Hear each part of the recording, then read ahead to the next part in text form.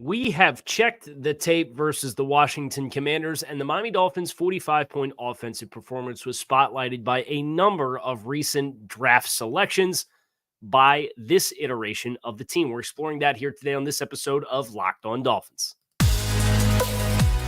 You are Locked On Dolphins, your daily Miami Dolphins podcast, part of the Locked On Podcast Network, your team every day.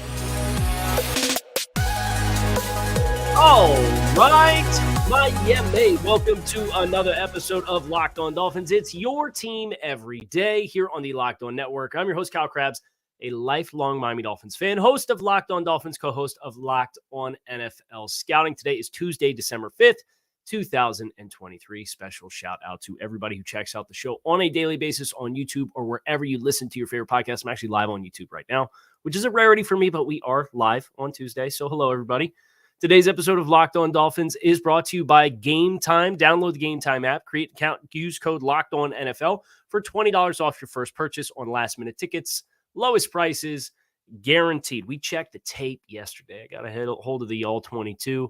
This is not a tape review. There's not tape clips here. This is themes and central themes from the tape review. Because I think there's a number of thoughts that I have that I really wanted to make sure that we focused on.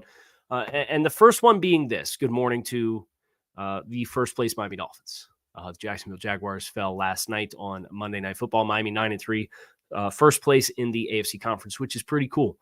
The next thought that I have: the standout performers for me beyond Tyreek Hill, who was an obvious no-brainer marquee acquisition for this franchise when he became available. He's been everything you hoped he would be and more on the football field for the Miami Dolphins. The best players on the field offensively for Miami have been draft choices from the last 3 years. Austin Jackson, Tua Tagovailoa. You even look at Liam Eichenberg, Devon Achane. Like these were the best players for Miami against Washington. And it's really cool to see some of these players, particularly those who have been maligned, kind of come into their own. So let's start up front. We'll start with the trenches, because I know everybody loves offensive line play as Dolphins fans. We've all been scarred by so many bad offensive lines for forever that you start with a good thing, which is Austin Jackson mauling dudes. You know it's good because Louis Riddick was watching tape on his own, presumably, in prep for he'll be calling the game for Monday Night Football next week when the Dolphins host the Titans. But he put out a tweet shouting out Austin Jackson for the unbridled violence that he was playing with and the urgency that he was playing with to dictate terms to opposing defensive linemen for Washington. And we talked about Washington. We knew that edge group really didn't have the teeth that it potentially could have when they traded away Montez Sweat and Chase Young. And I get that. But you're late in the game. You're up 23 points, and it's 4th and 1, and you're on that possession to end the game.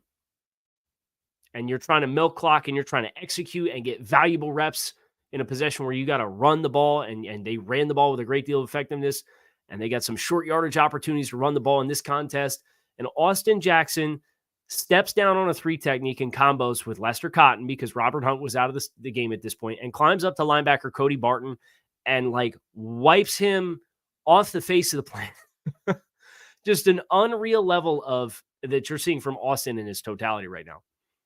Athleticism, confidence, reactive athleticism. So it's not just being able to get up on the second level or being able to get outside the hashes or out to the numbers and challenging defenders. It's the short area reactive quickness that has been really what Austin struggled with his first few years in the league, that you're seeing him close the space so that way he can trust his athleticism. And to have that be probably the biggest change for him has been really enlightening, and it has yielded. This was one of the best performances Austin Jackson's put on tape all season long, and not just in pass protection where Washington didn't have teeth, also in the run game. I would also say this was probably the best game Liam Eichenberg's ever played as a member of the Miami Dolphins. Let that sink in. So I know Liam Eichenberg is a real popular guy with a lot of Dolphins fans. And he just got done saying how much more comfortable he was on the right side of the offensive line. They flipped him over to left guard. When Robert Hunt re-aggravated the hamstring, they left him at left guard. and they put Lester Cotton in at right guard instead.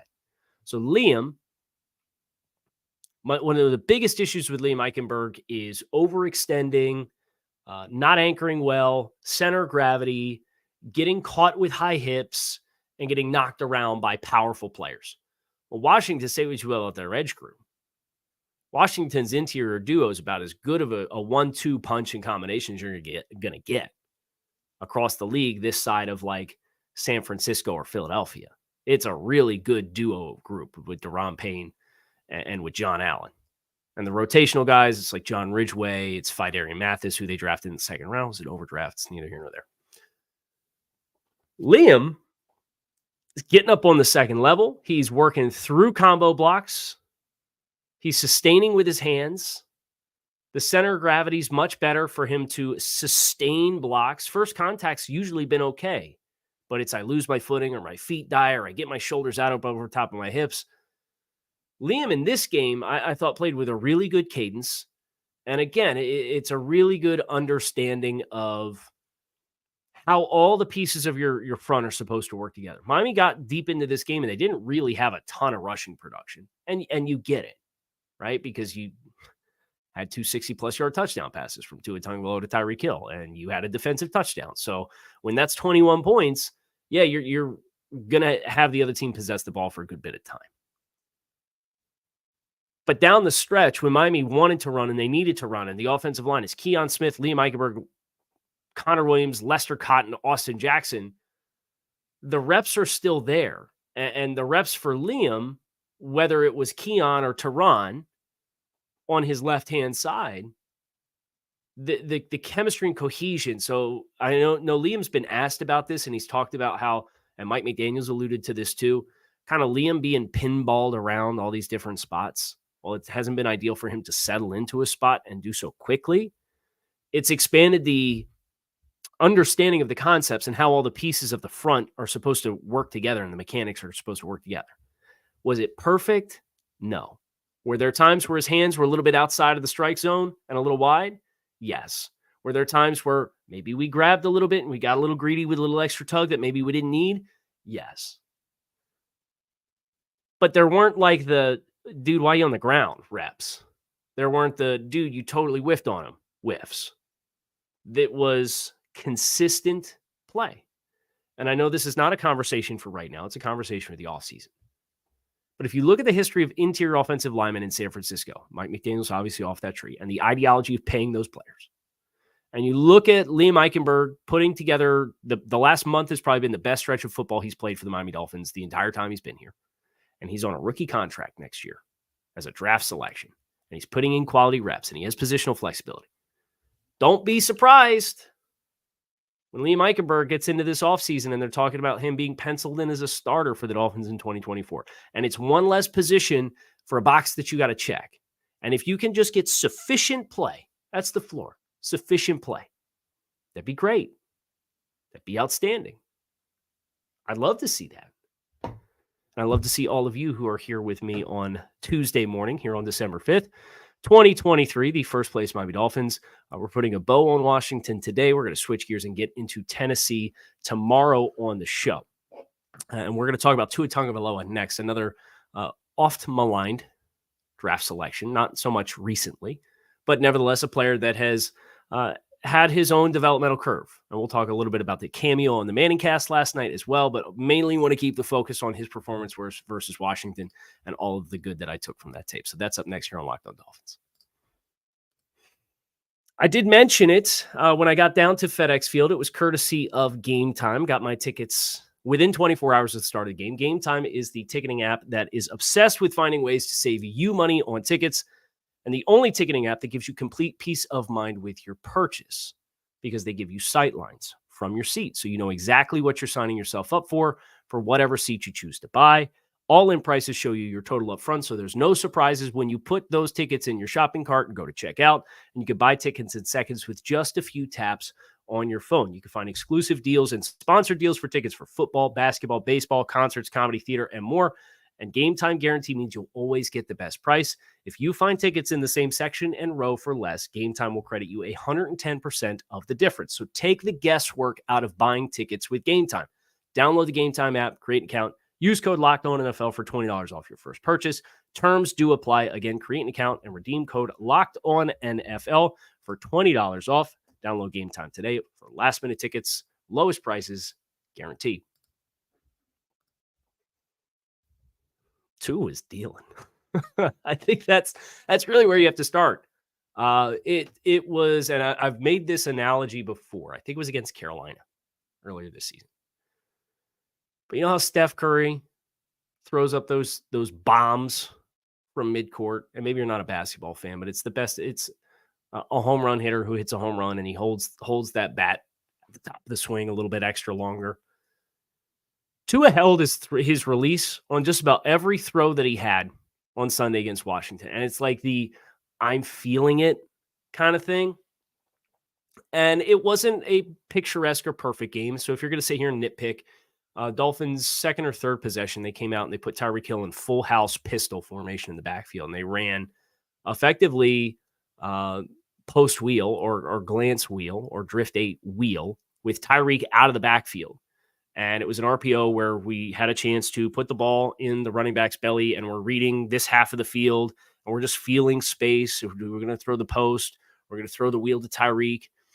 And I don't know what he saw that made him pull, because he looked at Tyreek, and then he came back to the post, and there was a free runner that was coming at him, and then he goes back to Tyreek, and he just kind of flips the ball out, but he eats a big hit from, I think it was Kaliki Hudson was the player who came off the edge and hit him, and he planted him actually pretty good. It was about as solid of a hit as Tua has taken all season long. But it's a bad rep. The silver lining is if you go back and you watch that play and they show Tua get hit, what Tua does as he's going to the ground is he takes a face-to-face collision, and as he's going down, he breaks his fall with his non-throwing hand. And then as he's going to the ground, he takes his throwing hand and it simultaneously strikes the ground for that force distribution. It's like a pro wrestling bump, a back bump. They're taught to make sure you create as large of a surface area that's simultaneously hitting the ground to distribute the force so that it doesn't create the whiplash effect, right? And his head hit the ground, but it didn't hit with the snap that it hit so often last year. So I'm not saying it was Tua Jitsu, but I'm saying he took a big hit to the grill and properly aided himself going to the ground. John Allen, in another instance when they were backed up inside their own 10-yard line, gets Tua and he kind of wraps him and rolls him.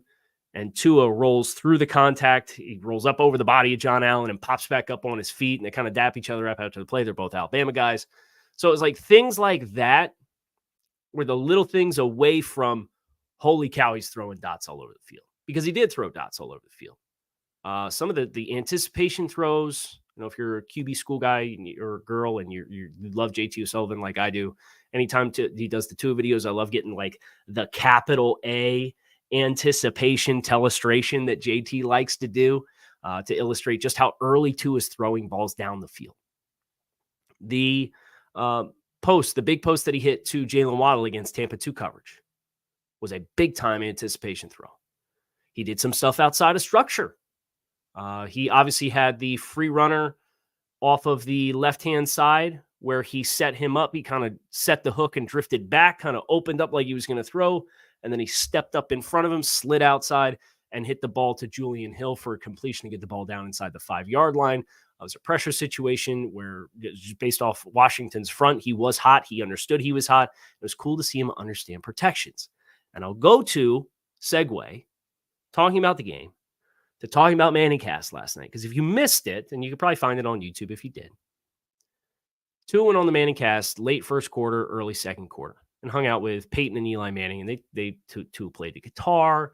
He played Eric Clapton. It was beautiful. It's a little Sweet Home Alabama. But one of the things that they asked him about was setting protections. And I thought that this was a really cool look into the development of Tua Tagovailoa. Because I had heard this in the pre-draft process, but I didn't get a chance to, talk and evaluate Tua specifically. At Alabama, there was no quarterback responsibilities for protections. And then, and Tua said this on the ManningCast last night, you transition to Chan Gailey's offense as a rookie in 2020, and you're responsible for everything.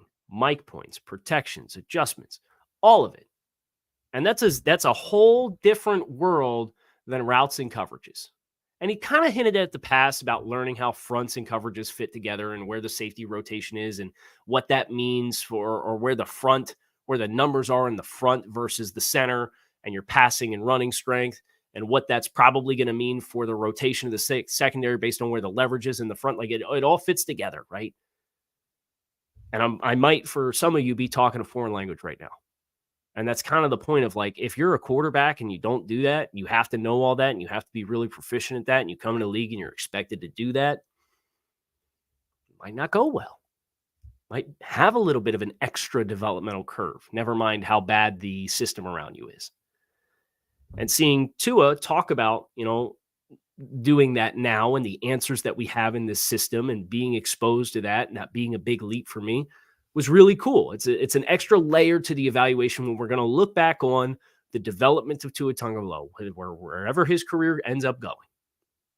You'll look at that early chapter, that Brian Flores era chapter, those 2 years, and you'll look at it, and it'll be a little more helpful to know that was the expectation versus what he did at Alabama. And he disclosed that on the Manningcast. I thought that was really cool. But going back to the game, he set the hook on a free runner because he understood the protection, understood he was hot. Then he gets outside the pocket. And he would have had another really nice play outside of structure. Everybody knows the Jalen Waddle drop. Probably it could have been an 81-yard touchdown, to be honest. There was 2 defenders and 1 receiver about 20 yards away from Waddle when he dropped the ball. Tua rolls out to his left, throws back across the middle, but with good velocity, and puts the ball right on Jalen Waddle's face. And they simply missed the opportunity because Jalen goes to look to run after the catch before he secures the ball. It's a bummer. It's a bummer of a play because Tua would go from 280 to probably 350 and would have 3 touchdowns, and it'd be a totally different conversation versus like, oh, he had a really, really, really statistically good day. You're like, he had an awesome day. But nevertheless, you don't lose sight of the execution and the navigation of the pocket. And this all ties together for me for one stat that I think tells the story of this game. According to Pro Football Focus, Tua Tagovailoa held the ball on average 2.56 seconds from snap to release across his 24 passing attempts in this game. That is the second highest figure that he's posted all season. Second highest. Second only to the Buffalo game week 4 when he held it for 2.59. He held it about a quarter second longer than his season average across all 401 passing attempts that he has this year, which is a career high through 12 games. So he held the ball as long as he has all year, and he was pressured 6 times, and he was hit once. And I would say the hit that he took was a very easily avoidable hit. Tells you what kind of offensive day the Dolphins had. And some of that's Tua, some of that's the offensive line, some of that's the play calling, some of that's Washington. I don't care. What I care about is they put together a complete performance. And Tua, just like Tua through his first 2 years, was much maligned. There's skepticism. There was incomplete evaluation for him. You saw a leap last year, and then there was another question with durability, and seeing him thriving the way that he is now and playing responsible football to protect himself. That's another big thing about understanding protections is understanding you have to understand where you are liable. You have to understand where you are at risk. And if you don't understand protections intimately and fronts intimately and pressure situations, you're at a situation where you're exposing yourself to more hits. And Tua has been as good as any player in the league in that. And that was a continuation against Washington, but they did it pushing the ball, and they did it with him holding the ball, but still playing responsibly, which I think is a nice win for the Dolphins in this game as I evaluated this contest. I have a big personnel observation, and includes Devon Achane, and that will be next here on this episode of Locked On Dolphins, so stick with us. I know we talk about sports to escape from some of the crazy realities of life, but we could just talk for a minute about preparing for real life. The FDA states that pharmacies are running out of antibiotics like amoxicillin right in the middle of the worst flu season in over a decade, which is scary stuff. I can't imagine being a more helpless feeling than one of my kids getting sick and not having the medicine that they need to feel better because of a supply chain issue. And thankfully, we will be okay because of Jase Medical. Jase Case, it's a pack of 5 different antibiotics that treat long list of bacterial illnesses, including UTIs, respiratory infections, skin infections, and others. This stuff could happen to any of us.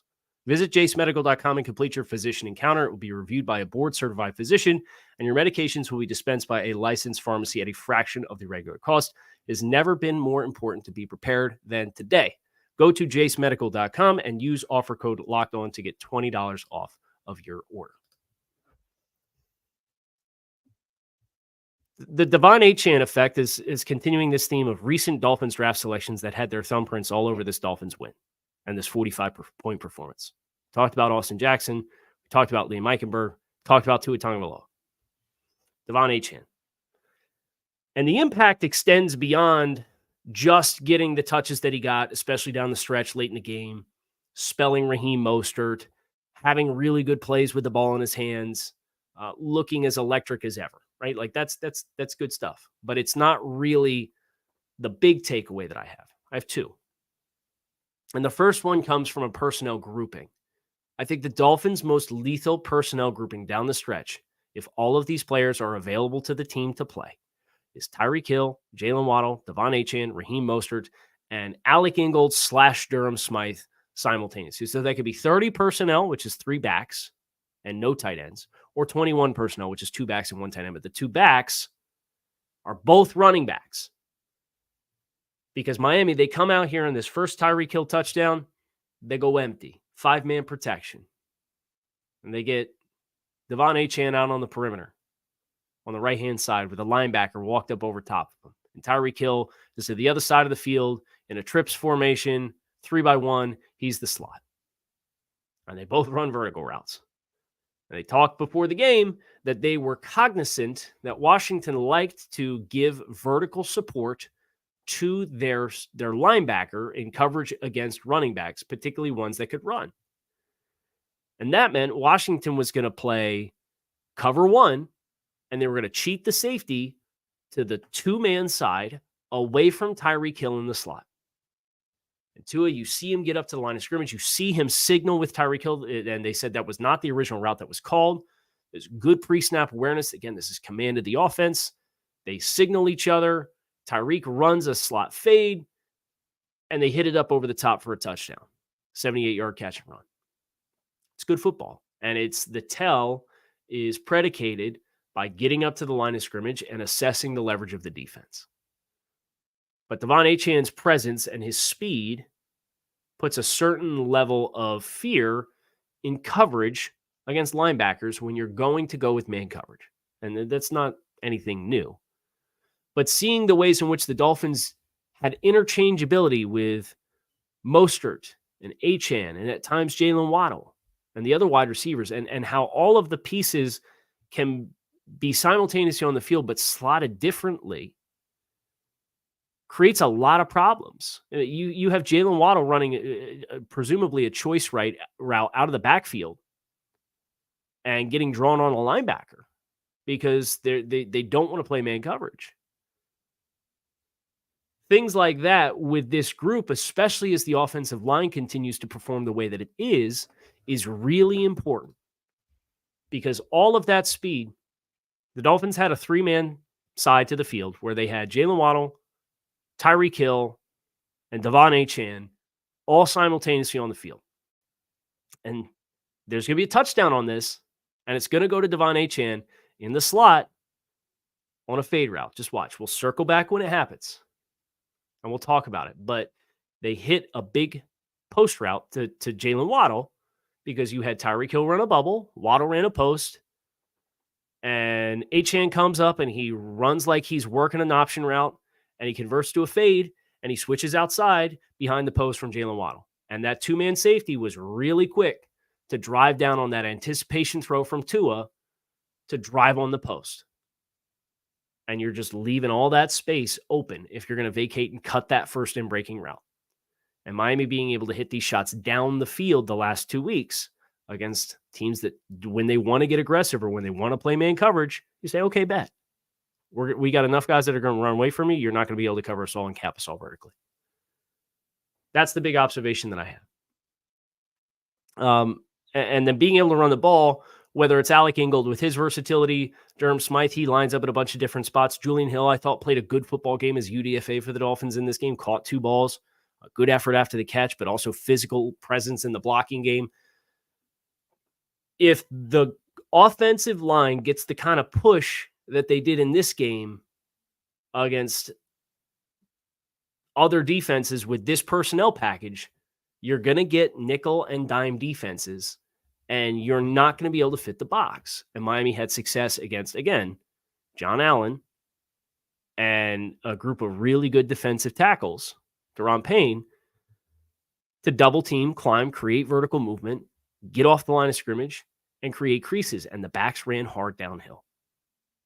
And if all of those things work together with the speed of that 21 personnel grouping, it's going to be a beautiful thing. That is going to do it for us here on this episode of Locked On Dolphins. I hope you guys enjoyed this foray into the Dolphins' performance in Week 13 offensively and some of the recent draft selections that at times in their chapters with Miami have been maligned players, be that Tua, be that Austin Jackson, be that Liam Eichenberg, Devon Achane, of course, maybe too early in his career to have that experience, but has dealt with some injuries, seeing him back, seeing what this can look like for Miami. It's all very exciting stuff. We're going to talk a little bit more about the defensive side of the ball with a show later today, so plan accordingly. I hope to see you then. Fins up. Keep it locked in right here on Locked On Dolphins. I'm out of here. Peace.